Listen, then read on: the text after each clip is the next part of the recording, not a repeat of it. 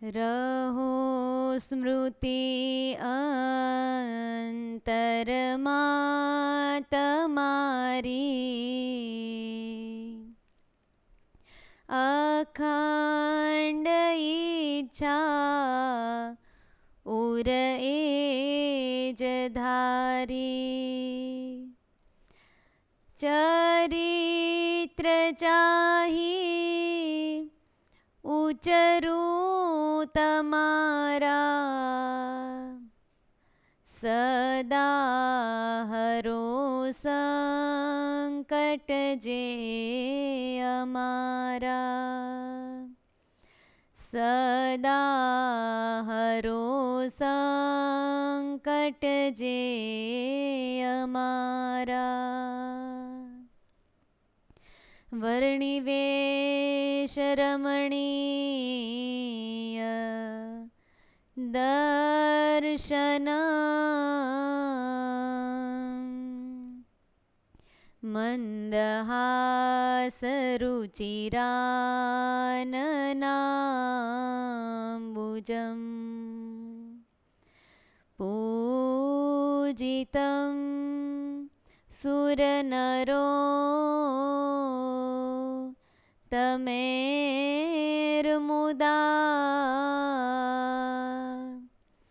ધર્મનંદનમહં વિચિંતયે,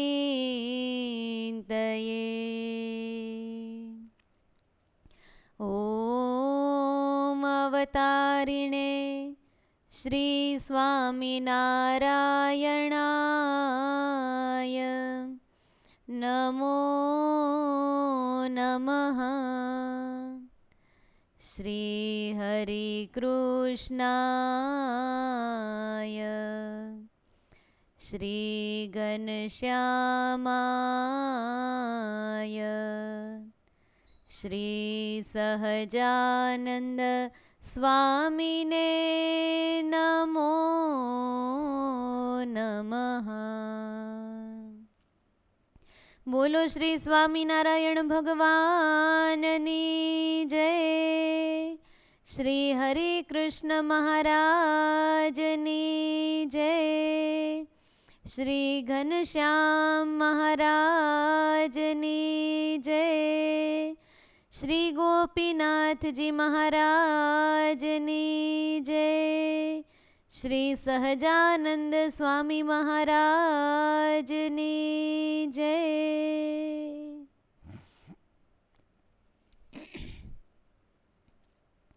પરાત્પર પૂર્ણ પુરુષોત્તમ ઈષ્ટદેવ ભગવાન શ્રી સ્વામિનારાયણ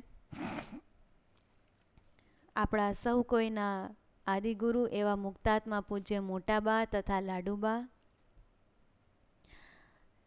મારા અને તમારા જેવા કેટલાય જીવોને અજ્ઞાનથી જ્ઞાનના પ્રકાશ સુધી લઈ જનારા એવા આપણા વહાલા ગુરુજી પૂજ્ય બેન તથા સર્વે સાંખ્યોગી બહેનો, પાર્ષદ બહેનો તથા સર્વે ભાવિક ભક્તોને ભાવથી જય સ્વામિનારાયણ. વાલા ભક્તો, ગઈકાલની કથા આપણે રિપીટ કરશું. ગઈકાલે મહારાજ બોચાસણ પધારેલા. બોચાસણમાં કાશીદાસભાઈને ભગવાને શેરડી વાવવાનું કીધું. ગળી વલોવાનો ધંધો કરતા હતા, મહારાજે એ બંધ કરાવી શેરડી વાવવાનું કીધું. એની જમીન તો એવી હતી કે જ્યાં મઠ પણ સારી રીતે થાય નહીં, પણ ભગવાનના વચને એમને શેરડી વાવી. ત્યાં તો એક એક સાંઠો 8-8 કિલોનો એવી સરસ મજાની શેરડીઓ થઈ. પછી મહારાજને સંતો ભક્તોને બધાને જમાડ્યા. એને અક્ષરધામમાંથી કેટલાય મુક્તો વિમાનમાં બેસી અને સંતો રૂપે એના ખેતરમાં આવ્યા. એ આખા ગામને દર્શન થયા. કાશીદાસજીના પિતા કાનદાસજીને પણ દર્શન થયા.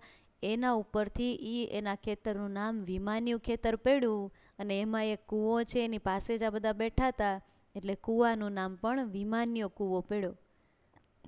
પછી શ્રીજી મહારાજે ડભાણમાં મહાવિષ્ણુ યાગ કર્યો. મોટે પાયે યજ્ઞ હતો. 18 દિવસ સુધી યજ્ઞ ચાલ્યો.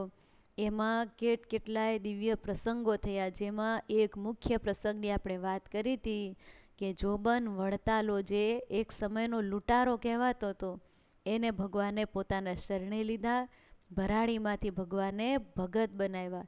એ જોબન ભગતની આપણે જીવનના અમુક પ્રસંગો સાંભળ્યા હતા.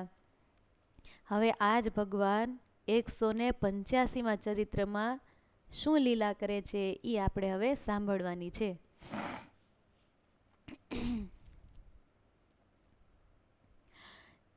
શ્રીજી મહારાજ બધાય પ્રાંતોમાં વિચરણ કરે છે. એમાં આ જ ભગવાન કચ્છમાં વિચરણ કરે છે. કચ્છમાં ભગવાન વિચરણ કરતાં કરતાં હવે ભુજ, કેરા, તેરા બધાય ગામોમાં વિચરણ કરતાં કરતાં હવે માંડવી શહેરમાં પધારી રહ્યા છે. આ માંડવી એટલે આપણે માંડવીનું નામ સાંભળીએ ત્યારે આપણા મનમાં ખૈયા ખત્રી પહેલાં યાદ આવે. માંડવીના મુખ્ય ભગત. હવે આ ખૈયા ખત્રી ભગત કેવી રીતે થયા, ભગવાનના શરણાગત કેવી રીતે થયા, એ આજ આપણે વાત સાંભળવાની છે. ખૈયા ખત્રી આમ રંગરેજ હતા, એટલે કપડામાં અલગ અલગ પ્રકારના રંગની ભાત પાડવામાં પોતે માહિર હતા અને આવી રીતે એ કામ કરતા હતા. એમાં બહુ કુશળ હતા, પરંતુ સાથોસાથ પોતે અદ્વૈત વેદાંતમાં પણ પારંગત હતા, ખૂબ ભણેલા હતા અને એમને સહેજે જ્ઞાન ક્ષેત્રે શાસ્ત્રાર્થ કરવો બહુ ગમતો. કોઈ પણ એવા વિદ્વાન મળે, કોઈક એવા ભણેલા કોઈ મળે, તરત જ એમની સાથે શાસ્ત્રાર્થ કરે. અને શાસ્ત્રાર્થમાં પાછા એવા પારંગત ને તે બધે વિજય જ મેળવે, કોઈ એને શાસ્ત્રાર્થમાં હરાવી ન શકે એવા પોતે પાવરફુલ હતા. તે માંડવીમાં રહેતા હતા અને એની એટલી બધી જ્ઞાનનું વર્ચસ્વને લઈને એમનો બહુ મોટો શિષ્ય સમુદાય હતો. 60 જેટલા એના શિષ્ય હતા ખૈયા ખત્રીને. જેમ કપડામાં રંગની ભાત પાડવામાં એ કુશળ હતા, એવી જ રીતે પોતાના શિષ્યોના હૃદયમાં પણ જ્ઞાનને ઉતારવામાં પણ એ એવા કુશળ હતા.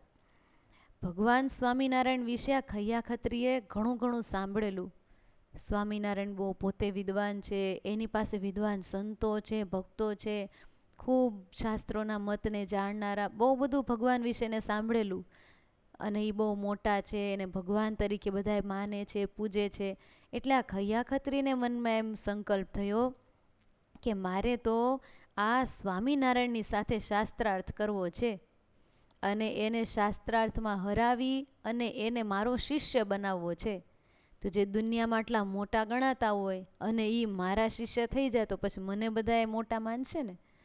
એવી એની ભાવના હતી કે સ્વામિનારાયણને શાસ્ત્રાર્થમાં હરાવું અને મારો શિષ્ય બનાવું. હવે એની ઈચ્છા એ ભગવાન વહેલા તકે પૂરી કરશે, પરંતુ અત્યારે એ એવો સંકલ્પ કરે છે. તો એનો સંકલ્પ પૂરો કરવા માટે ભગવાન હવે કચ્છમાં વિચરણ કરતાં કરતાં માંડવીની ધરામાં પહોંચ્યા છે. મહારાજ માંડવીએ પધાર્યા, આ વાત ખૈયા ખત્રીને ખબર પડી એટલે એને તો તરત જ કોઈક માણસોની સાથે કેણ મોકલ્યું કે સ્વામિનારાયણને કહેજો કે ખૈયા ખત્રીને તમારી સાથે શાસ્ત્રાર્થ કરવો છે. ને પાછી એક શરત સાથોસાથ મોકલી. શરત એ કે શાસ્ત્રાર્થમાં જો સ્વામિનારાયણ હારે તો એને મારો શિષ્ય થવાનું, અને હું હારીશ તો હું એનો શિષ્ય થઈશ. એમ કેવડાવ્યું ને ભગવાને આ વાત સાંભળી. ભગવાન તો હસ્યા. ભગવાન કીધું કાંઈ વાંધો નહીં, કહી દેજો ખૈયાભાઈને કે અમે પણ શાસ્ત્રાર્થ કરવા માટે તૈયાર છીએ, આવી જાઓ. એટલે ખૈયા ખત્રીને સમાચાર મળ્યા. એ તો ઉતાવળા થયા. એને એમ થયું કે હા હવે આપણે શાસ્ત્રાર્થ કરીએ અને સ્વામિનારાયણને હરાવીને ઝટ મારા શિષ્ય કરી દઉં. પોતે પાછા હતા એવા હોશિયાર, ખાલી બોલે એમ નહોતા, હતા હોશિયાર વિદ્વાન. હવે આ બાજુ મહારાજ સંતો ભક્તો બધાની સાથે બેઠા છે તૈયારીમાં કે હમણાં ખૈયા ખત્રી આવે એટલે શાસ્ત્રાર્થ થશે. હજી આવ્યા નહોતા ને ત્યાં મહારાજે એક અનોખી લીલા કરી. મહારાજે બ્રહ્માનંદ સ્વામીને કીધું કે સ્વામી, આ ખૈયો અમને ઓળખતો નથી, એને અમને જોયા નથી, તો એક કામ કરો ને, આજે અમારી ગાદીએ તમે બેસી જાઓ અને અમે અહીંયા નીચે બેસીએ. પછી ખૈયો આવશે અને તમને ગાદીએ બેઠેલા જોઈ એટલે તમને જ ઈ સ્વામિનારાયણ માનશે, એટલે તમને ઈ મનશે પ્રશ્ન પૂછવાનું બધું કરવા. તો તમારે એને ખાલી એટલું જ કહેવાનું કે આવા સહેલા પ્રશ્નના ઉત્તર તો આ મારો નાનો સાધુ દઈ દેશે, એમ કરીને મારી તરફ આંગળી ચીંધી દેજો, પછી આગળનું બધું હું સંભાળી લઈશ. બ્રહ્માનંદ સ્વામી હસ્યા કે અરે વાહ, સારું મહારાજ, લ્યો ત્યારે ઘડીક વાર હું ઈ ભગવાન થવાનો લાભ લઈ લઉં ને. બ્રહ્માનંદ સ્વામીનું શરીર રજવાડી અને પોતે પાછા એમાં શોભે, ભગવાન પણ એનામાં શોભે એવા ઈ, એટલે ઈ તો બેઠા ગાદીએ અને મહારાજ નીચે બધાએ જે મહારાજના આશ્રિતો બેઠા હતા એની પહેલી પંક્તિમાં જ ભગવાન બેસી ગયા. એટલે આવી રીતે ખૈયા, હજી આ બધું ગોઠવણ થઈ રહી ને ત્યાં ખૈયા ખત્રીયના શિષ્ય સમુદાય સાથે આવ્યા અને આવીને પોતાને થોડોક એટલું અભિમાન ખરું ને કે હું વિદ્વાન, ભણેલો ગણેલો ને મને બધું આવડે, એટલે પોતાના અહમમાં ને અહમમાં આવીને વિવેક ન જાળવું. આવીને ભગવાનને પગે લગાય, સભાને વંદન કરાય, એવું કાંઈ નહીં. આવીને ખાલી પગ ઉપર પગ ચડાવીને બેસી ગયો અને ભગવાનને સ્થાને બેઠેલા બ્રહ્માનંદ સ્વામી એને જ સહજાનંદ સ્વામી માનીને પૂછવા માંડ્યો કે સહજાનંદ, તમને હું પ્રશ્નો પૂછવા આવ્યો છું, શાસ્ત્રાર્થ કરીએ ને? બ્રહ્માનંદ સ્વામી કીધું હા કરો તમ તમારે. બ્રહ્માનંદ સ્વામી મનોમન હસે, બેઠા છે નીચે અને અમે અત્યારે સહજાનંદ થયા છીએ, હા પૂછો પૂછો તમ તમારે. અને આ બાજુ ખૈયા ખત્રી એક પછી એક માંડ્યા પ્રશ્ન પૂછવા. પોતે હતા શતાવધાની, એક પછી એક પ્રશ્ન પૂછે તો એક હારે 108 પ્રશ્ન પૂછી લીધા. અને બ્રહ્માનંદ સ્વામી તેના પ્રશ્નો સાંભળી રહ્યા અને પછી બ્રહ્માનંદ સ્વામી કીધું કે લે ખૈયા, અમે તો એવું સાંભળ્યું હતું કે તમે તો બહુ મહાન છો ને બહુ વિદ્વાન છો, આ તમારા પ્રશ્નો સાંભળીને તો એમ લાગે છે તમે તો બાળપોથી ખોલી. અરે આવા હાવ સામાન્ય સરળ પ્રશ્નોના જવાબ મારે શું, મારો આ નાનો શિષ્ય દઈ દેશે, એમ કરીને મહારાજ તરફ આંગળી ચીંધી. ભગવાન તો સુખ લકડી અને ભગવાનને જોઈને એમ થયું કે લો આ નાનું એવું શિષ્ય જવાબ દેશે. એ કે હા હા એ જવાબ દઈ દે, આવા પ્રશ્ન મને હું એમાં ખોટી કરવા થઈ, મારો આ નાનો શિષ્ય દઈ દેશે. સુકાન દઈ દીધું ભગવાનને અને નીચે બેઠેલા ભગવાન હાથ જોડીને પ્રણામ કર્યા અને મહારાજ તો માંડ્યા છે એક પછી એક પ્રશ્નના જવાબ દેવા. ઓલા પૂછવામાં શતાવધાની તો મહારાજ જવાબ દેવામાં શતાવધાની. જેમ એક પછી બીજો, બીજા પછી ત્રીજો, ત્રીજા પછી ચોથો, જે ક્રમમાં ખૈયા ખત્રીએ પ્રશ્ન પૂછ્યા હતા એ જ ક્રમમાં ભગવાને એક પછી એક 108 પ્રશ્નના લાગટ ઉત્તર આપી દીધા ને એકથી એક ચડિયાતા ઉત્તર ને સચોટ ઉત્તર આપ્યા.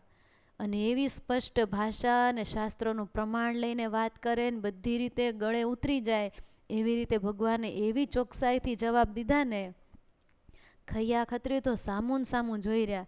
એક તો ભગવાનનું શુક્લકડું શરીર પરંતુ તેજસ્વી, એટલે એને એમ થઈ ગયું કે આ શિષ્ય પણ તેજસ્વી બહુ બોલે છે કેવી છટામાં. મનમાં એને ગણમથલ મંડી થાવા કે દેખાવામાં તો આ ગાદીએ બેઠા ઈ સહજાનંદ લાગે છે પણ જવાબ આપે ને ત્યારે આવડા સહજાનંદ લાગે છે, મારે સમજવું શું? મનમાં ગળમથલ થાય છે તોય ભગવાન જવાબ દે છે ને સામું જોયા કરે છે. પછી મહારાજના જવાબ પૂરા થયા ને પછી મહારાજે પ્રશ્ન કર્યા અમુક કે ખૈયાભાઈ શાસ્ત્રાર્થમાં તો સામા પ્રશ્નોત્તર હોય ને હું પૂછું, એટલે મહારાજે પ્રશ્ન પૂછ્યા તે ખૈયાભાઈથી એક પ્રશ્નના જવાબ ન થયા.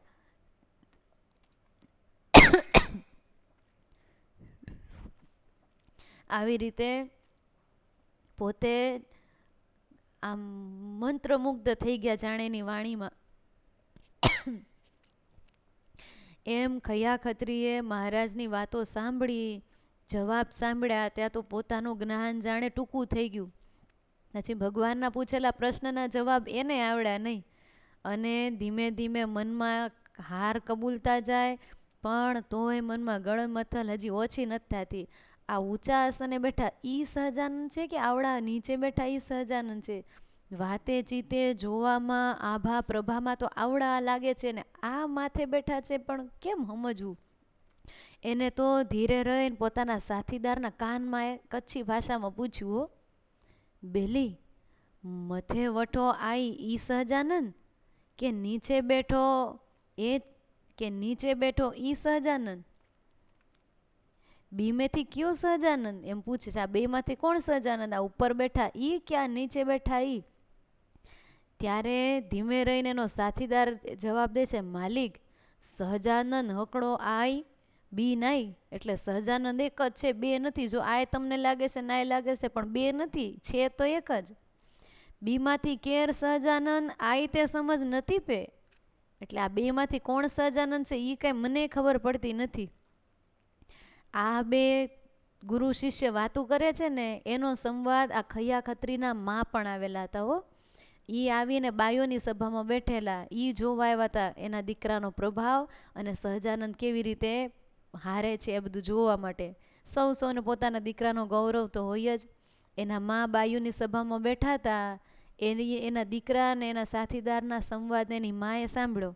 અને એની માં તો જ્યારના ભગવાન બોલતા હતા ને ત્યારના એક ધારું ભગવાનની સામું એનું ધ્યાન હતું. અને ભગવાનની વાણી સાંભળી, ભગવાનના ઉત્તરો સાંભળી એની માને તો હૃદયમાં હા પડી ગઈ. માનો નો માનો, સહજાનંદ આ છે, ઓલા નહીં. એની માને તો અંતરમાં પાક્કું થઈ ગયું હતું અને એ ખબર પડી ગઈ હતી કે મારો દીકરો આને જીતી શકશે નહીં, કેમ કે આ ખરા ભગવાન છે અને મારો દીકરો એની સામે હારવાનો જ છે. પછી તો બાયોની સભામાંથી એકદમ ઊભા થઈ એ ખૈયા ખત્રીના માં બોલ્યા, એ ખૈયા છેતરાજમાં મથેવાળો ન નીચે વઠો આઈ સેજ સહજાનંદ આઈ. એ કે ખૈયા તું છેતરાઈશ નહીં હો, આ ઉપર બેઠા ઈ સહજાનંદ નથી, આ નીચે બેઠા ઈ સહજાનંદ છે. એની માએ કચ્છી ભાષામાં જવાબ દીધો. અને ભગવાનની ગાદીએ બેઠેલા બ્રહ્માનંદ સ્વામીને એમ થઈ ગયું કે હવે આપણે ગાદીએ બેસાય નહીં, કેમ કે હવે તો જાહેર ખબર પડી ગઈ સહજાનંદ હું નથી, આવડા આ છે. એટલે હવે હું અહીં બેસું તો સારું ન લાગે. એટલે બ્રહ્માનંદ સ્વામી મહારાજની ગાદીમાંથી ઊભા થઈ ગયા અને હવે આ ખૈયાને ભગવાનનો નિશ્ચય કરાવવા માટે બ્રહ્માનંદ સ્વામી તો શીઘ્ર કવિ હતા, તરત જ કીર્તન રચી લીધું અને આ ખૈયાને ભગવાનની ઓળખાણ કરાવતું કીર્તન ગાયું. કયું કીર્તન ગાયું આપણે પણ લલકારીએ. આ કીર્તન બધાને આવડતું જ હશે, મારી સાથે સાથે ગાજો. સહજાનંદ સુખકારી રે સલુણી છબી, સહજાનંદ સુખકારી રે સલુણી છબી. વેદાંતી અરૂપી કે છે ન્યાય અનુમાને લે છે. હવે ઓલા શાસ્ત્રના જ્ઞાની ને એટલે ઈ હિસાબે જ જવાબ આપે છે. વેદાંતી અરૂપી કે છે ન્યાય અનુમાને લે છે, તેવાલો સંતો મારે છે રે સલુણી છબી.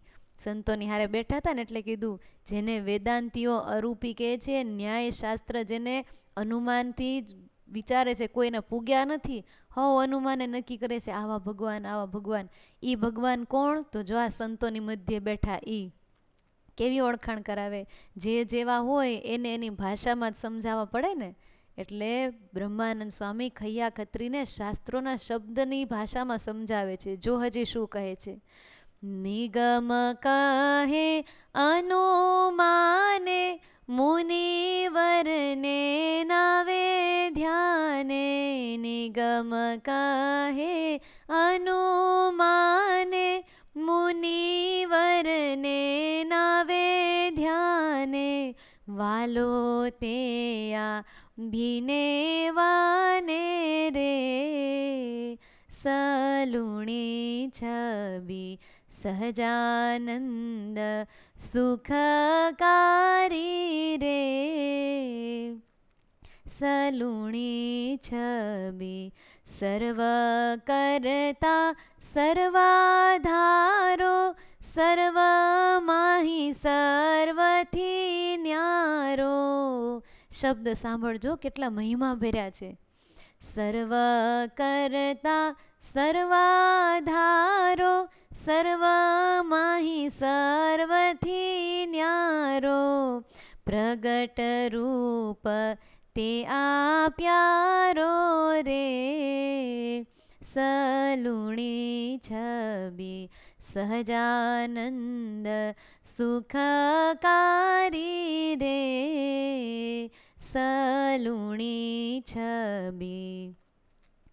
જગ જીવન અંતર જામી નામ સર્વનો છે નામી, જગ જીવન અંતર જામી નામ સર્વનો છે નામી, તે આ બ્રહ્માનંદનો સ્વામી રે, સલુણી છબી સહજાનંદ સુખકારી રે, સલુણી છબી.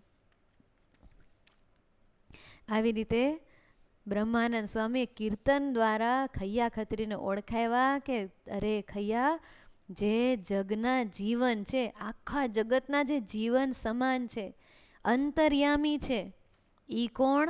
આ બેઠા ઈ આ બ્રહ્માનંદના સ્વામી. હું સહજાનંદ નહીં, હું તો એનો સાધુ બ્રહ્માનંદ છું. અને આ બ્રહ્માનંદના સ્વામી ઈ આ બેઠા સહજાનંદ સુખકારી છે, જેની સલુણી છબી છે.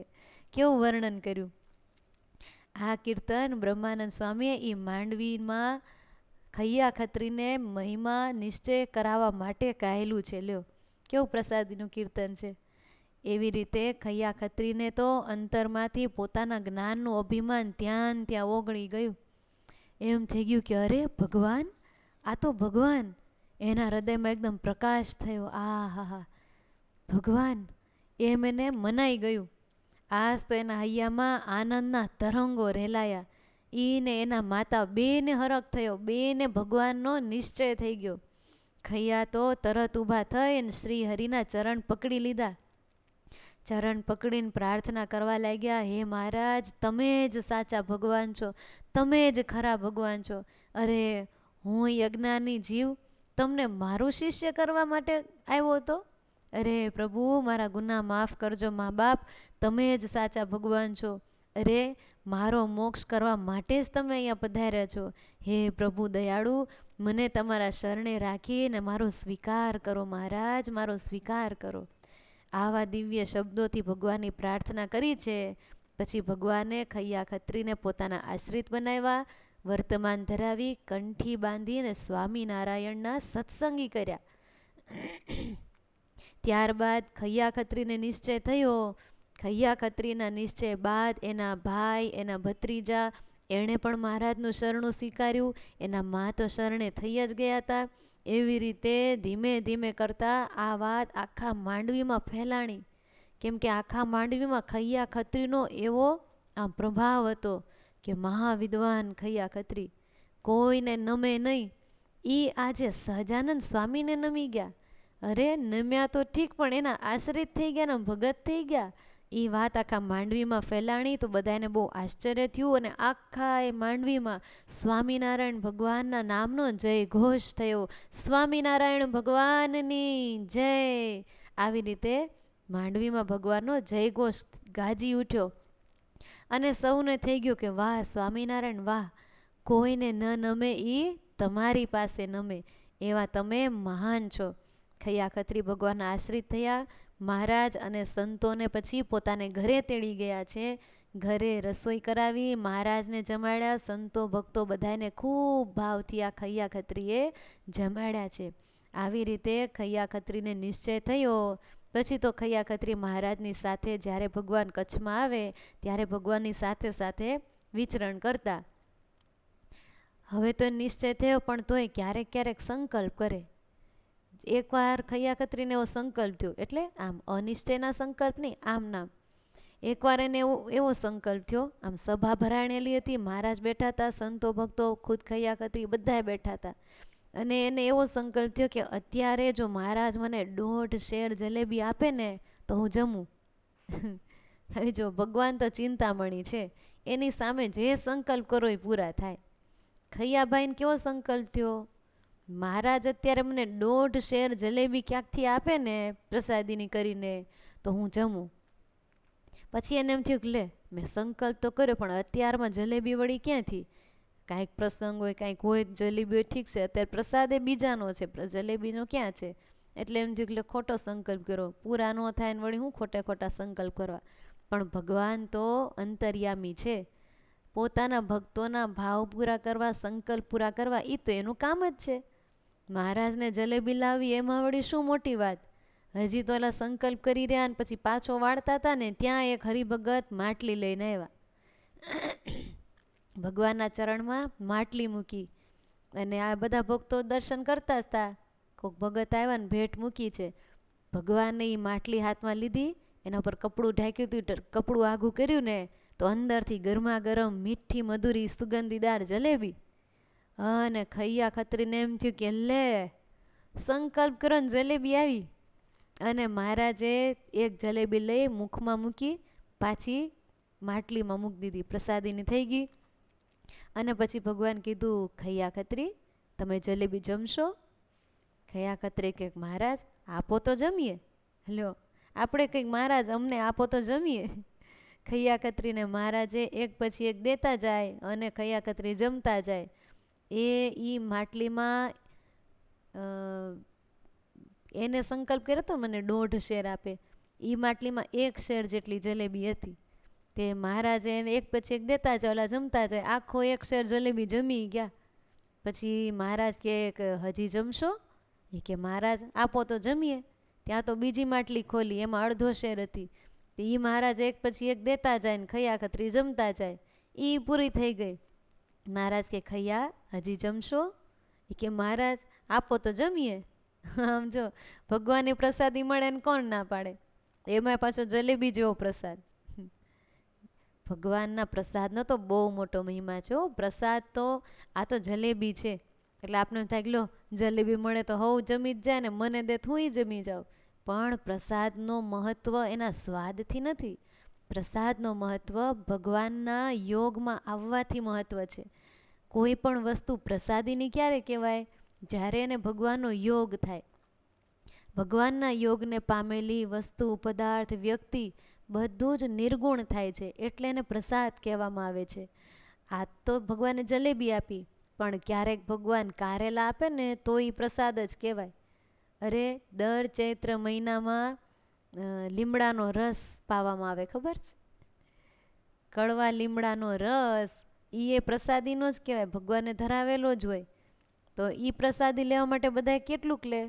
મને આમ આચમન જેટલું ટીપુક દેજો ને તોય હાલશે. પ્રસાદ કેટલોક હોય, ટીપુય હાલશે.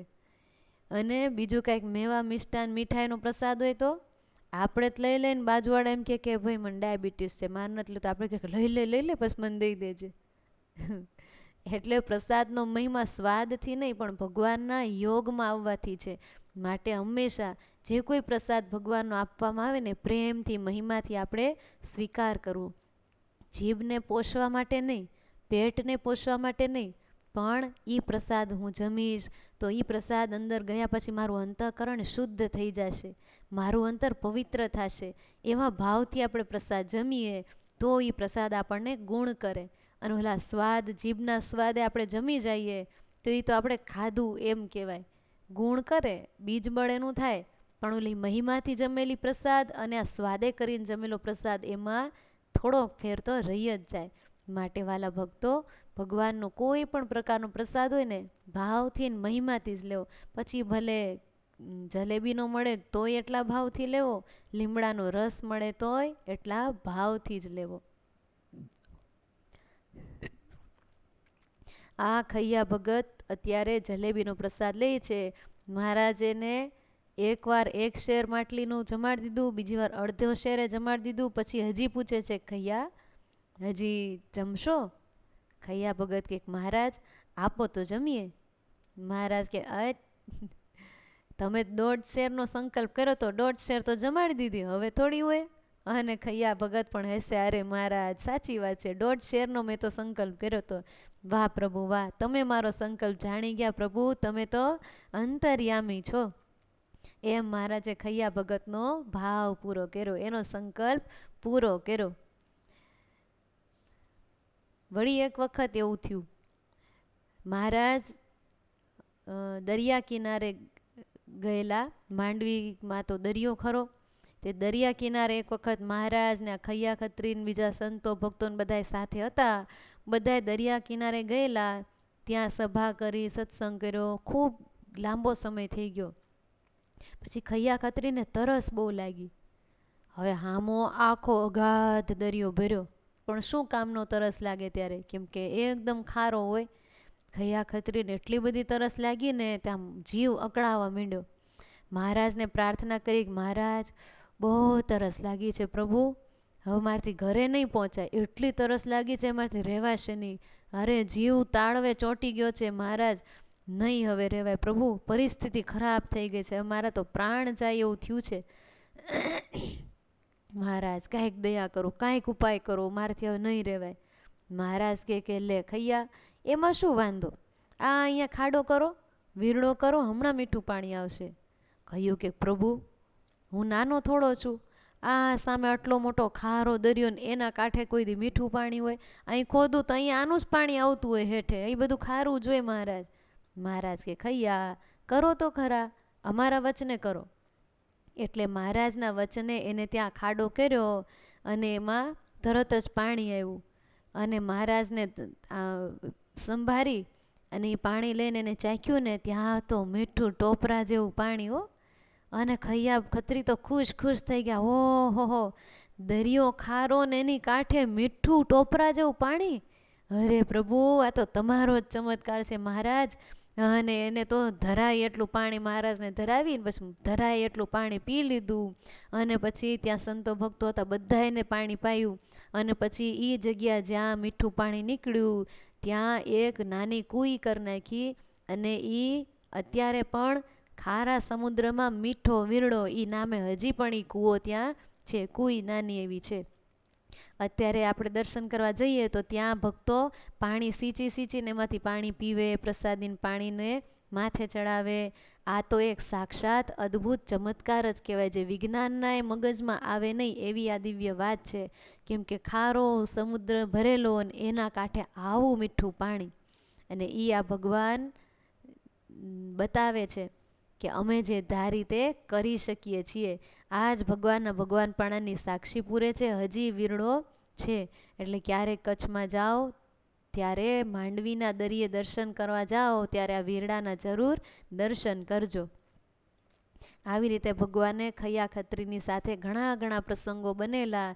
ભગવાન એને ખૂબ સુખ આપેલું. એના ઘરે ભગવાન રોકાતા, એના ગામમાં ભગવાન રોકાઈને ખૂબ સત્સંગ કરતા. ખૈયા ખત્રીની સાથે ભગવાન ખૂબ આનંદ કિલોલ કરી એને ખૂબ સુખ આપેલા. હવે ભગવાન બીજી લીલા તરફ જાય છે. હજી કચ્છમાં જ છે ભગવાન હો. કચ્છમાં ભગવાન અત્યારે ભુજમાં બિરાજમાન છે. ભુજના ભગત છે સુંદરજીભાઈ સુથાર. ઘણાય ભક્તો છે, એમાંથી આજ સુંદરજીભાઈ સુથાર, એણે ભગવાનના ખરેખર બહુ અનન્ય નિષ્ઠાવાળા ભગત, બહુ ભગવાનના મહિમાવાળા ભગત. આ ભગતને એક વખત મહારાજે આમ સહજ કીધું ને, દાઢી મૂછ મુંડાવી નાખો, અલ્ફી પહેરી લો. ભગવાનના વાક્ય પૂરા ન થયા ત્યાં તો દાઢી મૂછ મંડ્યા મુંડાવા. ભગવાનના અડધા વેણે તો દાઢી મૂછ મુંડાવી દીધા, અલ્ફી પહેરી લીધી અને અલગારી સાધુ બની ગયા. અને પછી ભગવાનને ઘડીક રાખ્યા, પછી કીધું કે હવે પાછા ઓલા કપડાં પહેરી લો. બહુ પ્રાર્થના કરી, મહારાજ રહેવા દો ને. મહારાજ કે ના ના, આજ્ઞા છે, પહેરી લો. મહારાજ કીધું તમે કોણ છો? એ કે હું તમારો દાસ. મહારાજ કહે તો દાસના લક્ષણ શું? એટલે ઓલા કે સ્વામી કે એમ કરવું. તો મહારાજ કે અમે તમારા સ્વામી, અમે આજ્ઞા કરીએ છીએ, પાછા ગ્રહસ્થના કપડાં પહેરી લો. એટલે વળી મહારાજે કીધું એટલે આજ્ઞા પાડીને પાછા ગ્રહસ્થના કપડાં પહેરી લીધા. પણ એ સમયમાં દાઢી ને મૂછું ને આ બધી તો એ ભાઈઓની શોભા ગણાતી હતી. અને મૂછું ને એવું ક્યારે મૂંડે? કોઈ ધામમાં ગયા હોય એવું કંઈક હોય ને પ્રસંગ તો મૂંડે. પણ એણે તો મહારાજે કીધું સાધુ થઈ જાઓ, બધું મૂંડાવી નાખો, તરત એ જ સેકન્ડે બધું કાઢી નાખ્યું. એવા તો ભગવાનના વચન પાળનારા. તે મહારાજે એક વખત એની આ વાતને બિરદાવી. મહારાજે કીધું કે અરે અમારા સુંદરજી ભાઈ જેવા કોઈ ભગત નહીં હો. અરે અમારા અડધા વેણે તો એને દાઢી મૂછ મુંડાવી નાખ્યા, નલફી પહેરી લીધી. આ તો આજ્ઞા કરી એટલે પાછા આવા વસ્ત્રો પહેર્યા છે, બાકી એના જેવું વચન પાળનારું કોઈ નહીં હો. અમારી કેટલી આજ્ઞા ખરેખરી ખબરદાર થઈને પાળે છે. દુનિયાદારીને કાંઈ પડી જ નથી. મહારાજ કે એ જ મારે કરવું, એવું એનું જીવન. તે મહારાજે આટલું બિરદાવ્યા ને, તે સુંદરજી ભાઈ ભગત બહુ મોટા, પણ એને અંતરમાં થોડોક આમ પોતાનો ભાર માંડ્યો પડવા. એને મનમાં એમ થયું કે મહારાજ મને વખાણે, ખરેખર આ તો હું હતો એટલે વળી આ પરીક્ષામાં પાસ થયો, બાકી બધાનું આમાં કામ નહીં, એમ એને થોડુંક મનમાં થઈ ગયું. આ અભિમાન છે ને બહુ બુરી બલા છે હો. મહારાજ તો એને પરીક્ષા કરતા હતા. મહારાજને તો ખબર છે આપણી અંદર કયો રોગ થયો છે. મહારાજ તો છે ધન્વંતરી વૈદ. એને ખબર છે આ જીવને કયા કયા રોગ થાય છે. ઘણીવાર રિપોર્ટમાં ન આવે ને, એ અનુભવી ડૉક્ટરના પકડ્યામાં આવી જાય કે આને કયો રોગ છે. એમ ભગવાન છે એ અનુભવી ડૉક્ટર છે. આપણી અંદર શું રોગ છે એ ભગવાનને બધી ખબર છે. આપણને આપણી ન ખબર હોય, પણ ભગવાનને આપણી ખબર હોય. ભગવાનને ખ્યાલ હતો કે આમને થોડોક એવો અંકુર અહમનો છે, એટલે એ પરીક્ષા કરવા, તપાસવા, નાડી તપાસવા ભગવાને આવી વાત કરી જાય કે અમારા સુંદરજી ભાઈ જેવા કોઈ નહીં. એટલે સુંદરજી ભાઈએ મહારાજને કીધું કે મહારાજ એક વિનંતી કરવી છે. મહારાજ કે બોલો. ત્યારે સુંદરજી ભાઈ કે મહારાજ તમે મારી પરીક્ષા આવી કરી એ ભલે કરી, હું તો પાર પડી ગયો, પણ પ્રભુ હવે કોઈને આવી પરીક્ષા કરતા નહીં હો. આ કળિયુગ છે, આમાં બધાએ પાર ન પડી શકે. આ તો વળી તેથી હું પડી ગયો, બાકી હવે બીજાને નહીં કરતા. એટલે મનમાં અહમે સેજ ડોક્યું કાઢ્યું. મહારાજ બધું જાણતા જ હતા, પણ ભગવાનની ટાણે કાંઈ બોલ્યા નહીં. જો આ ભક્તોમાં આ અહમ છે નહીં, પણ ભગવાન એમાંથી આવું બતાવે છે આપણને શીખવાડવા માટે કે જોજો ભક્તો, ક્યારેક સંતો રાજી થઈને તમને બિરદાવે, કોઈક ભક્તો રાજી થઈને તમારા વખાણ કરે, તો આવી રીતે મનમાં ભાવ ન થવો જોઈએ કે એ તો હું હતી એટલે થયું, બીજા જ ન થાય. એ અહમ કહેવાય. અહમ કેવો છે? બહુરૂપિયો. એ અહમ તો ભક્તિના રૂપમાંય આવે, એ અહમ તો બધાયના રૂપમાં આવીને આપણું કામ બગાડી જાય. ભક્ત ચિંતામણીમાં નિષ્કુળાનંદ સ્વામી લખ્યું, કોઈ તપી થઈ કરે તપ, કોઈ જપી થઈ કરે જપ, મેલે વસન ભૂષણ ઈચ્છાય, પણ માન તે તો ન તજાય. અરે બધુંય મુકાઈ જાય પણ માન ન મુકાય. ઘર બાર સંસાર મુકાઈ જાય પણ માન મુકાય નહીં. માન એટલું અઘરું છે, બહુરૂપિયું છે. ભક્તિના રૂપમાં આવે. ઘણાયને ધર્મ પાલનનું અભિમાન કે હું તો બહુ ધર્મ પાળું, પાકે પાય ધર્મ પાળું હો, કોઈ દી એક કસર ન રહેવા દઉં. તો કોકને પોતાના યોગીપણાનું અભિમાન આવે, હું તો બહુ તમારે યોગ ધારણા કરું, મને તો બહુ ધ્યાન થાય, હું તો બહુ આમ રીતે સ્થિતિમાં. કોકને એવું હોય. કોકને તપનું, ત્યાગનું અભિમાન હોય, હું તાર તરત મૂકી દઉં, મને એવું કાંઈ નહીં, મને વસ્તુ પદાર્થનો કોઈ મોહ નહીં. કોઈ એમ કે મૂકી દો એટલે મારે તરત જ મુકાઈ જાય, એમ કોકને પાછું તપ ત્યાગનું હોય. કોક બહુ શરીરે કરીને તપ ઝીલી શકતું તેને એ અભિમાન હોય, હું તાર બધી એકાદશી નિર્જળા રહું, 12 માસ મને કાંઈ થાય જ નહીં, નિર્જળા એકાદશી કરી હોય તો બધું જ સેવા કરી નાખું, બધું જ કરી નાખું. એટલે આ અભિમાન બોલતું હોય. એટલે કોકને જ્ઞાનનું અભિમાન હોય, નિર્માનીપણાનું અભિમાન હોય કે મારે જેવું કોઈ નિર્માની નહીં, હું બધાને હાથ જોડું, જો મારા જેવું નિર્માની નહીં. તો એ અભિમાન છે. લ્યો આ અભિમાનને ક્યાં આપણે ઓળખીને જાઓ. એવો બહુરૂપિયો છે ને, ભક્તિ રૂપે આવે, તપ રૂપે, જ્ઞાન રૂપે, ધ્યાન રૂપે, બધી રીતે આવે. અત્યારે સુંદરજી ભાઈને પણ થોડુંક મનમાં એવું અભિમાન થયું છે કે મારા જેવું કોઈ કરી શકે નહીં. ભગવાનને તો એનો રોગ ખબર પડી ગયો, પણ ભગવાન અત્યારે કાંઈ બોલ્યા નથી. ભગવાન કીધું સમય આવે ત્યારે એનો આ રોગ આપણે ટાળવો છે, ધ્યાનમાં રાખ્યો ભગવાને. પછી ભગવાન ત્યાંથી પાછા સોરઠ બાજુ જતા રહ્યા. પણ 2-4 વર્ષે પાછા ભગવાન કચ્છની ધરામાં પધારતા હતા. ત્યારે સંવત 1864ની સાલ હતી. અને મહારાજ હવે કચ્છની ધરતી ઉપર પધારવા માટે તૈયાર થયા. તે કચ્છની ધરતીમાં આવવાથી પહેલાં ભગવાને એક પત્ર લખાવ્યો. કેમ કે મહારાજને સુંદરજીભાઈનો રોગ ટાળવો હતો, એના ઔષધ રૂપે ભગવાને એક પત્ર લખ્યો. અને એ પત્રને ભગવાને લખી એટલે પહેલાં ભાદરાની આસપાસ પહોંચ્યા છે. ભાદરામાં બેસીને ભગવાન પત્ર લખી અને એમાં 18 ભક્તોના નામ લખીને એ પત્ર મોકલ્યો. અને પત્ર વહેતો કર્યો તે 18 જણાનું નામ લખેલું. અને એ પત્ર એમાં એમ લખ્યું હતું કે એ જેના નામ છે આ પત્ર જેમ જેમ તમને મળે તરત જ ઘર બાર બધું છોડીને ચાલી નીકળજો. પાદરમાં હોય તો ગામમાં ન જતા ચાલી જ નીકળજો. ગામમાં હોય તો ઘરે ન જતા ચાલી જ નીકળજો. જમવા બેઠા હોય હાથમાં કોળી હોય તો મોઢે ન મૂકતા પડતો મૂકીને ચાલી નીકળજો. કેવી આજ્ઞા ભગવાનની! ખેતરનું કામ કરતા હોય કોદાળી કોશ હાથમાં હોય ત્યાં ત્યાં પડતો મૂકીને ચાલી નીકળજો. એવી ભગવાનની આજ્ઞા થઈ. તે આ પત્ર ભગવાને લખ્યો અને પછી એમ કીધું ચાલી નીકળજો. ને ચાલીને જાઉં ક્યાં? તો જેતલપુર જઈ ત્યાં ભાઈ રામદાસજી સ્વામી પાસે દીક્ષા લઈ અને પછી કાશીની યાત્રાએ નીકળી જજો. એમ મહારાજ એમાં લખ્યું. એમાં અમારું ગમતું છે. આટલું મહારાજે એમાં લખી દીધું. આ પત્ર ભગવાને લખ્યો એ નિષ્કુળાનંદ સ્વામીએ ભક્ત ચિંતામણીમાં આની નોંધ કરી છે. આ ઐતિહાસિક પત્ર જેને સત્સંગમાં એક બહુ સરસ દિવ્ય ઘટના રચી છે એ કળિયું આપણે સાંભળીએ. માચા સુરા સોમલા અલૈયા મૂળું નાજા માતરા મામૈયા અજા જીવા વીરદાસ વળી લાધા કાળા કમળ શીમળી એહ સર્વે તજી ઘર બાર થાજો પરમહંસ નિર્ધાર એહ સર્વે તજી ઘર બાર થાજો પરમહંસ નિર્ધાર. તમે ગણ્યું કેટલા નામ આવ્યા? માચા, સુરા, સોમલા, અલૈયા, મૂળું, નાજા, માત્રા, મામૈયા, અજા, જીવા, વીરદાસ, લાધા, કાળા, કમળશી 14 નામ આવ્યા. અને આગળ શું વાત આવી? 18ના નામ લખ્યા. ભક્ત ચિંતામણીમાં નિષ્કુળાનંદ સ્વામી 14 નામ લખ્યા, પણ બાકીના 4 નામ તદ્રુપાનંદ સ્વામીની વાતોમાંથી મળે છે. બીજા 4 નામ છે હાથિયા પટગર, અમરા પટગર, બંધિયાના ડોસાભાઈ અને સરદારના વેરાભાઈ. આટલાના નામ લખીને ભગવાને મોકલ્યા.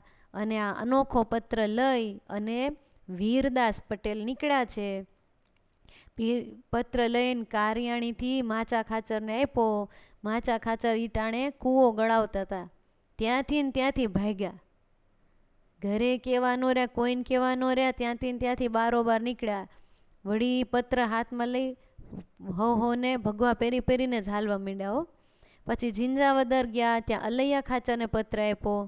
તે ઝીંઝાવદરના અલૈયા ખાચર એના હાથમાં પત્ર આવ્યો. એને તો સોનાના મૂઠવાળી તલવાર, હાથમાં વેઢ વીંટીઓ ઘરેણા બધા પહેર્યા. બધું કાઢી કપડાં બપડા બધું ત્યાં પાદરે કાઢી અને ભગવા પહેરીને ત્યાંથી હાલવા માંડ્યા. એક પછી એક ટોળું વધવા માંડ્યું. આ એક ભેડા પછી ઓલા બીજા ભેડા, એમ કરીને ત્રીજા ચોથા, એમ જ્યાં જ્યાં પત્ર જાય એક પછી એક બધાએ બારોબાર ઉપડવા જ માંડ્યા. અને એમ કરતાં બધાએ ભગવાનની આજ્ઞા માથે ચડાવતા જાય અને હાલતા જાય. એમ કરતાં કાગળ લઈને ખેવટિયા હવે મેથાણ ગામમાં પહોંચ્યા છે. મેથાણ ગામમાં અજા પટેલ એનું નામ પણ આ પત્રમાં છે. એને સમાચાર દેવા માટે આવ્યા. ઓલી પરમહંસની ટોળી ત્યાં ઊભી છે અને આ વીરદાસ પટેલ પત્ર લઈ અને અજા પટેલને દેવા ગયા છે. કેમ કે અજા પટેલના બેન એવા દેવુબાઈ એ કળુ ગામમાં સાસરે ગયેલા. એનો દીકરો કલ્યાણભાઈ, એના અત્યારે લગ્ન પ્રસંગ ચાલી રહ્યા છે. હવે એની જાન મેથાણમાં આવેલી, એટલે મામાના ગામમાં જ જાન આવેલી. એટલે એ અજા પટેલ ગામમાં પાછા મોટેરા ગણાય. મોટું માણસ, મોટું માથું કયો તોય ભલે. એટલે જાનમાં એની આગેવાની હોય અને બધી રીતે બધી વિધિ વિધાન બધું સાચવવું. મહેમાન સગાવેલા કેટલા તો પોતે મોટું માથું કહેવાય એટલે સાજન માજન કેટલાય આવેલા, બધાની આગતા સ્વાગતા ને બધી ખેવના બધું કરતા હતા. અને માંડવામાં બધી વિધિ ચાલુ હતી, બધી લગ્ન વિધિની બધું શરૂઆત ચાલુ હતી. અને બરાબર એમાંથી આ પત્ર આવ્યો. જેવો પત્ર આવ્યો, વીરદાસ પટેલે અને સાથે ઓલી પરમહંસોની ટોળકી ઊભેલી અને આ પત્ર એને અજા પટેલના હાથમાં દીધો. હાથમાં પત્ર લીધો, વીરદાસભાઈને સામું જોવે, સામે ઓલી પરમહંસ નવા પરમહંસોની ટોળકીને સામું જોવે. એને જોઈને બધાને ઓળખી ગયા, લે આ તો અલૈયા ખાચર ઝીંઝાવદરના, અરે આ તો કારિયાણીના માચા ખાચર, આ બધા ક્યારે આ વેશ લઈ લીધો, આ બધા ક્યારે સાધુ થઈ ગયા. ઓળખી ગયા. આમ પોતાને અંદરથી આમ જિજ્ઞાસા થાય છે, આ પત્રમાં હશે શું એવું ને આ બધા અહીં ઊભા છે ને મારી સામું જોવે છે, આ બધું શું છે. તે જિજ્ઞાસા વૃત્તિથી એને પત્ર ખોલ્યો અને એ કાગળ વાંચ્યો. અને એ કાગળ વાંચતા તો અંતરમાં આનંદની લહેર ખી ઉઠી. અને કાગળ વાંચતા જ અજા પટેલ સમજી ગયા. એમણે એ જ ઘડીએ કોઈ જાતનો વિચાર કર્યા સિવાય સીધું જ સાધુ થવાનો નિર્ણય લઈ લીધો. બસ મારા પ્રભુની આજ્ઞા થઈ, હવે આ બધું પડતું મૂકો, લગ્ન થાય એની રીતે. નહીતર પોતે આગેવાન હોય તો મૂકી શકાય એમ. આણે મૂકી દીધો. અને હાથમાં પત્ર છે અને માંડવામાં હવે એના ભાણેજને ખાલી કહેવા ગયા, કેમ કે ભાણેજ મુમુક્ષુ. એને ખાલી કાને કલ્યાણભાઈને કીધું કે કલ્યાણ જો આજથી મારા ને તારા માર્ગ જુદા થાય છે, જો આ કાગળ આવ્યો છે મહારાજનો. એ કે શું કહો છો મામા? એ કે હા ભાણા સાંભળ, મહારાજની આજ્ઞા છે એટલે મારે આ જ ઘડીએ સાધુ થવા માટે જવાનું છે, હું જાઉં છું. એટલું કહીને જવા માંડે ને કીધું મામા ઉભા રહ્યો, મને પત્ર વાંચવા દ્યો તો. એટલે મામા એને પત્ર દીધો. માંડવામાં બેઠા છે, અહીંયા લગ્ન વિધિ ચાલી રહી છે, ઓલા ગોર બાપા એની રીતે મંત્રો બધા બોલે છે. અને આ વરરાજા રૂપે કલ્યાણભાઈ પત્ર ખોલીને વાંચ્યો. જેવો એ મામાના હાથમાંથી પત્ર લઈને વાંચે છે, વાંચતા વાંચતા આ ભાણેજ કલ્યાણભાઈ એ કલ્યાણદાસે અચાનક એક અદ્ભુત નિર્ણય લીધો. કેવો નિર્ણય? જે ઇતિહાસ સર્જી ગયો છે સ્વામિનારાયણ સંપ્રદાયમાં. એણે કીધું મામા આમાં તો મારું ઇનામ છે, મારે તમારી સાથે આવવાનું છે, હાલો. મામા તો આશ્ચર્ય પામી ગયા. અજા પટેલ કે મેં તો બહુ ખંતથી આ પત્ર વાંચ્યો છે, તમારું આમાં ક્યાંય નામ હતું નહીં, તેમ કેમ કહો છો? એ કે અરે મામા એ રહ્યું, એ કે બતાય તો. પછી એમાં એમ લખ્યું હતું આ ભગત આ ભગત આ ભગત વગેરે, 18 નામ લખીને પછી પાછળ વગેરે લખ્યું. એ કે મામા આ વગેરેમાં હું ન આવી ગયો, જો ભગવાને 18 જ લાવવા હોત તો પછી વગેરે ન લખે, આટલા ભક્તો આવી જાવ એમ કહેત. પણ આટલું કહીને વગેરે કીધું એટલે ભગવાન મને સંદેશે છે, હાલ. અને હવે આ બાજુ પોતાનો મંડપમાં વિધિ ચાલુ છે, પોતે હાથમાં મીંડોળ બાંધેલો અને પીઠી ચોળેલી અને એ લગ્ન વિધિમાં છેડાછેડી જોડાયેલા ઓલી બાઈ બાજુમાં બેઠી છે.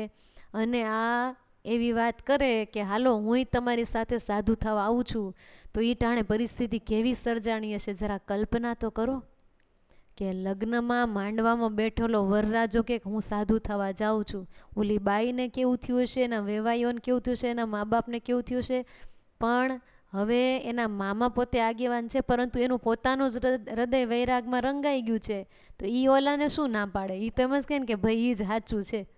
કદાચ સંસારી હોય ને એ રોકે, ભાઈ સાધુ એમ ન થઈ જવાય, અહીંયા રહીને ભક્તિ કરાય. પણ જેનું હૃદય ભગવાનની ભક્તિમાં રંગાયેલું છે, જેનું હૃદય વૈરાગમાં રંગાયેલું છે, એ થોડા ના પાડે? એ કે બેટા સાચું સમજી ગયો ભાઈ, કરવા રહેવું તો આ જ છે. અને ઓલા તૈયાર થયા. એમાં તો વેવાઈને ખબર પડીને બધાએ ના પાડી, કેટલાય ખીજાણા ને કેટલાય વઢ્યા ને કેટલાય તો કૌતુક થયું અને બધા ગણગણ મીંડા વાતું કરવા. અને બધાએ એની માએ રાજી હતા હો, કેમ કે એના માએ ને મામાએ બે થઈને નાનપણથી જ આ કલ્યાણભાઈને સત્સંગના પિયુષ પાયેલા. એને માને એમ થયું કે બેટા સમજી ગયો, સારું કહેવાય હો, સત્સંગમાં ખરેખર કર્યા જેવું વાત છે. અને મેન વાત તો છે ઓલી બાઈની જે એની સાથે પરણવા બેઠી છે. પણ ગજબની વાત તો એ છે, એ બાઈએ નિર્ણય મંડપમાં કેવો લીધો. એણે કીધું કે જો મારા થવાવાળા પતિ જો ભગવાનના સાધુ થવા માટે તૈયાર થતા હોય તો મારો હથેવાળો એની સાથે થવા જઈ રહ્યો છે. એ જો ભગવાન સાથે હથેવાળો કરવા જતા હોય તો પછી મારે શું છે? હું આજીવન બ્રહ્મચર્ય પાડીશ, હું ભગવાનની ભક્તિ કરીશ. જો મેં તો મનથી એને પતિ ધાર્યા હતા, પણ હવે એ જ આ રીતે કરે છે તો મારે પતિવ્રતાના ધર્મ પ્રમાણે મારા પતિ કરે એવું મારે કરવાનું. એ સાધુ થશે તો હું બ્રહ્મચર્ય પાડીશ, હું ભગવાનની ભક્તિ કરીશ. ભલે તમારે જાતા. એને રજા આપી, ધન્યવાદ દેવા પડે ને. કલ્યાણભાઈને જેટલા ધન્યવાદ ઘટે એનાથી બમણા તો એના ઘરવાળાને ધન્યવાદ ઘટે. હજી લગ્ન નથી થયા, વિધિ ચાલુ છે, પણ છતાંય આવો સરસ મજાનો નિર્ણય થયો અને બધાએ જોતા રહ્યા અને વાતું કરવાવાળા વાતું કરતા રહ્યા. પણ આ અલગારી પુરુષ તો ત્યાંથી નીકળી ગયા. હાથમાં મીંઢોળ બાંધેલો છે, છેડાછેડી ન્યાસ કાઢીને પડતા મૂક્યા અને મામાની સાથે હાલતા થઈ ગયા. અને ગજબની આ તો વાત છે. એક પછી એક ગામ વટાતા ગયા. જે એમાં નામ લખ્યા હતા એક પછી એક બધાને ટોળકીમાં ભેળવતા ગયા અને પછી આખીરમાં બધાએ જેતલપુર ભેગા થયા. જેતલપુર આવ્યા ને તે જેતલપુરમાં રામદાસભાઈને આગલી રાતે ભગવાને દર્શન દઈને એમ કીધેલું કે સ્વામી, તમારી પાસે 18 પરમહંસો આવશે, એ લોકોને અમે કાશીએ જવાનું કીધું હતું પણ તમે એને કાશીએ ન જવા દેશો, એને સીધા અહીંયા અમારી પાસે કચ્છમાં ભુજમાં મોકલજો. એટલે બીજે દિવસે આ બધા પરમહંસો આવ્યા ને તે રામદાસભાઈએ બધાને દીક્ષા આપી. એ તો ખાલી ભગવા પહેરી નીકળ્યા હતા, પછી વિધિસર દીક્ષા આપી અને પછી બધા કાશીએ જવા તૈયાર થતા હતા ને તે રામદાસભાઈએ કીધું, મહિમા સમજાવ્યો કે અરે બધાએ પરમહંસો 68 તીરથ માત્ર ભગવાનના ચરણમાં છે, માટે કાશીએ ન જાઓ. 1 કરોડો કાશી તો ભગવાનના ચરણમાં છે, માટે બધાએ ભુજ જાઓ, ભગવાન અત્યારે ત્યાં છે. એટલે બધાએ પરમહંસો તૈયાર થયા એટલે ભુજ જવા માટે નીકળ્યા. આ બાજુ ભગવાન ભુજમાં સુંદરજીભાઈના ઘરે બિરાજમાન હતા. સુંદરજીભાઈ પણ સભામાં બેઠા હતા. આ વાતની કોઈને ખબર નથી. અને ક્યાંકથી વાવડ ભગવાને કોકે દીધા, મહારાજ નવા 18 પરમહંસો આવી રહ્યા છે. અને ભગવાન તો ઊભા થઈ ગયા ને સામા એકદમ દોડ્યા. હો, ભગવાનને સંતો આવે ને બહુ ગમે, ભગવાન સામા જ હતા. એટલે ભગવાન સામા ગયા.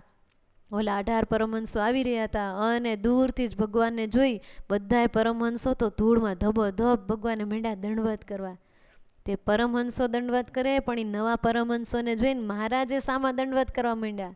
અને પરમહંસોએ દોટ કાઢીને એકદમ ભગવાનને ઊભા કરી લીધા ને મહારાજ એક નવા પરમહંસને મહારાજ ભેટ્યા, ભાવથી બધાને ભેટ્યા અને બધાને રાજીપો દર્શાવ્યો. અને પછી મહારાજે સુંદરજીભાઈ બધાએ આવ્યા હતા. પછી મહારાજે સુંદરજીભાઈને બધાને ઓળખાણ કરે. સુંદરજીભાઈ જુઓ, આ અમારા ઝીંઝાવદરના અલૈયા બાપુ, આ અમારા કારિયાણીના માચા ખાચર, આ અમારા અજા પટેલ, આ અમારા એમ એકને ઓળખાણ આપે.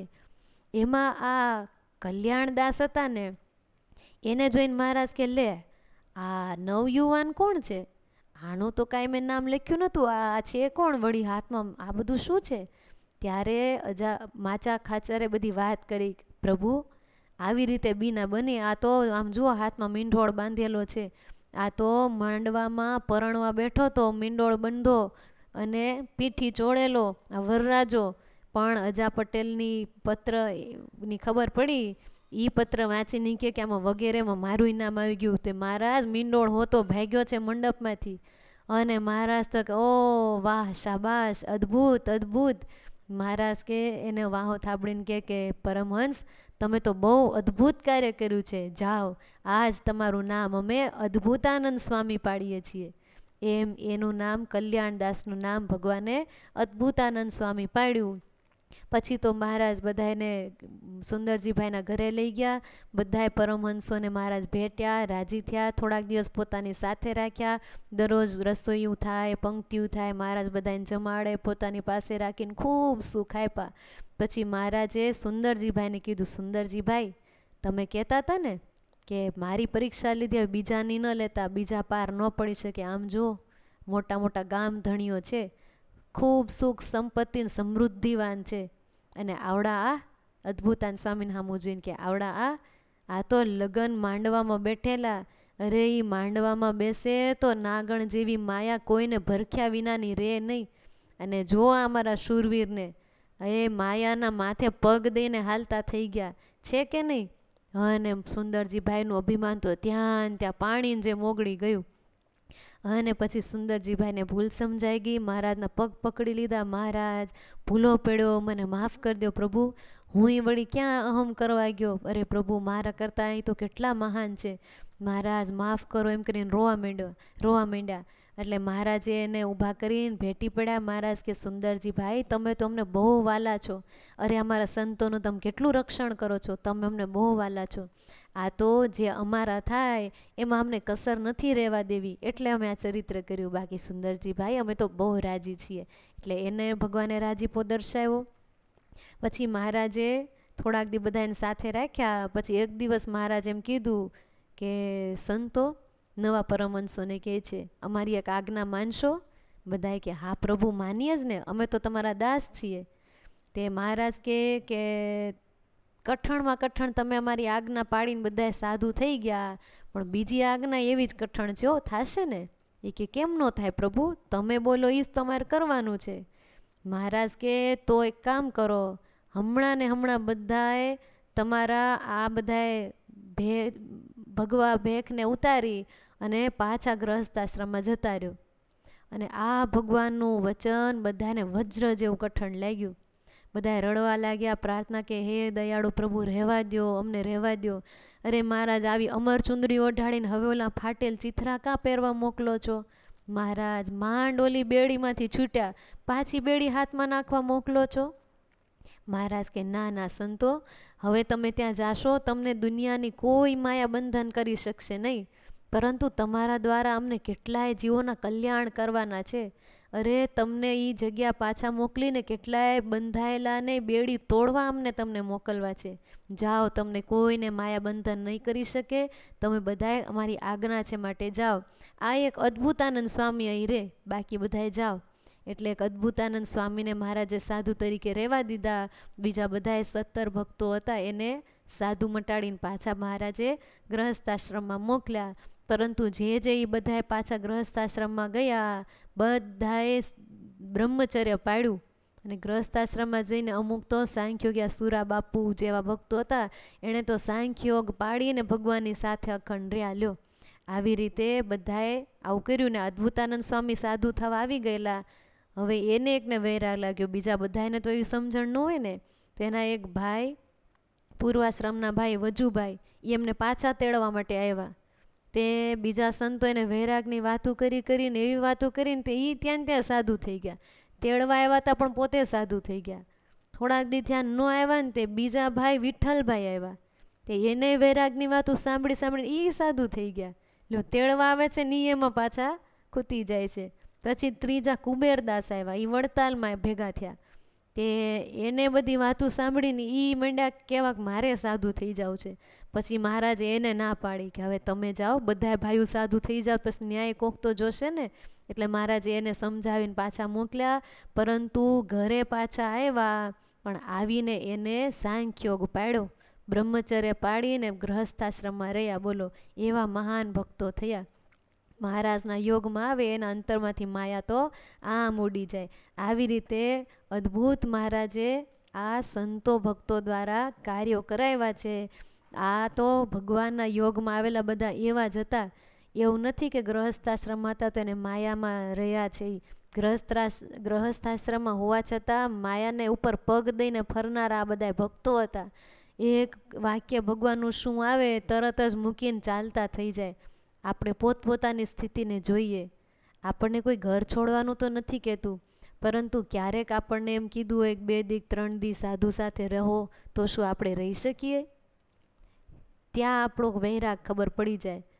કદાચ અઠવાડિયું 10 દી રહેવાનું થયું હોય તોય આપણે એમ થઈ જાય, અરે મારા વગર ઘરમાં કોણ સાચવશે ને ઓલું કોણ છોકરાને ટિફિન કરવા, ઘરવાળાને ટિફિન કરવા, ઓલું કરવું તેલું કરવું, પછી ઘરનું કામ હોય ને પછી મહેમાન આવે.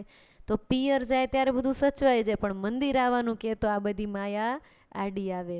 એટલે આનાથી ખ્યાલ આવી જાય કે આપણા અંતરમાં હજી માયાનો જોર કેટલો છે ને ભગવાનનો જોર કેટલો છે. માટે વાલા ભક્તો, વાલા બહેનો, આપણે ભગવાનનો સત્સંગ કરીએ છીએ, આ કથાઓ સાંભળીએ છીએ, એનાથી આપણે એવો મહિમા દ્રઢ કરીએ કે ભગવાન કે આપણા સંતો, આપણા બહેનો આપણને જે આજ્ઞા કરે એનામાં આપણે તત્પર થઈને મંડીશું તો ભગવાન આપણા ઉપર અત્યંત રાજી થશે.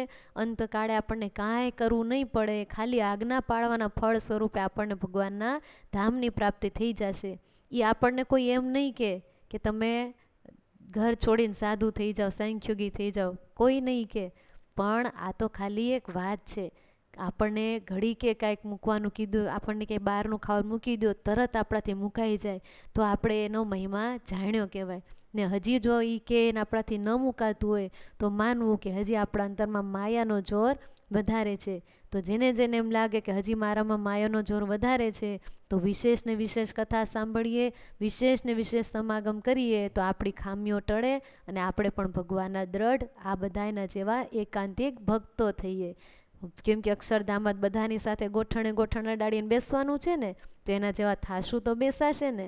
એટલે આ કથા સાંભળીને ખાલી વાહ કેવી સરસ વાત આવી એમ કરીને પૂરું નથી કરી દેવાનું, પરંતુ એ સાંભળીને એમાંથી પ્રેરણા લેવાની છે. તો ચાલો હવે આ કથાને આપણે અહીંયા જ મનન કરી, ચિંતન કરીને ભગવાનના નામ સ્મરણ સાથે અહીંયા આ કથાને આપણે પૂર્ણ કરીશું. સ્વામી નારાયણ નારાયણ નારાયણ, સ્વામી નારાયણ નારાયણ નારાયણ, સ્વામી નારાયણ નારાયણ નારાયણ, સ્વામી નારાયણ નારાયણ નારાયણ, સ્વામી નારાયણ નારાયણ નારાયણ, સ્વામી નારાયણ નારાયણ નારાયણ, સ્વામી નારાયણ નારાયણ નારાયણ. સહજાનંદ સ્વામી મહારાજની જય.